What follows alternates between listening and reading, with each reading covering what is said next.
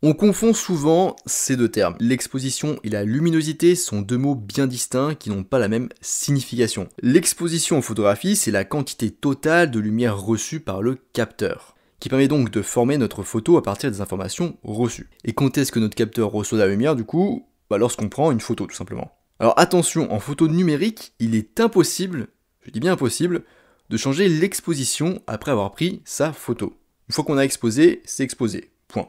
Pas de retour en arrière possible. Vous allez peut-être me dire tout fièrement en remontant vos petites lunettes sur votre nez, oui mais moi je fais du développement sur l'Adobe Lightroom, et je sais lire, il y a un curseur nommé exposition. Oui ce curseur, son nom, c'est de la merde. Il ne s'agit pas de l'exposition mais de la luminosité. Je reviens du coup sur l'exposition. C'est une phase purement technique et mécanique.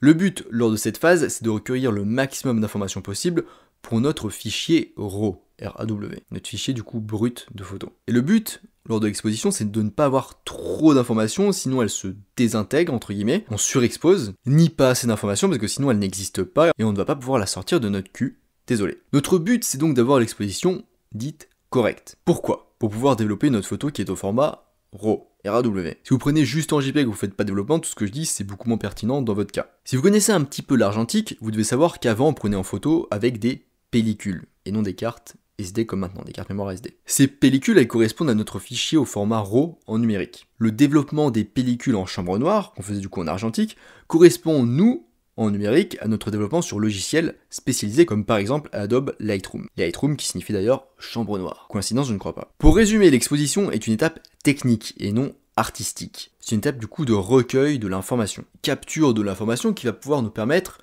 de développer. Et là, le développement, c'est la partie artistique, avec notamment le réglage de la luminosité si vous le souhaitez. Et au passage d'ailleurs, on ne réalise pas artistiquement une photo sombre en sous-exposant, et on ne réalise pas artistiquement une photo claire en surexposant. L'exposition, je le maintiens, je le répète, c'est purement technique.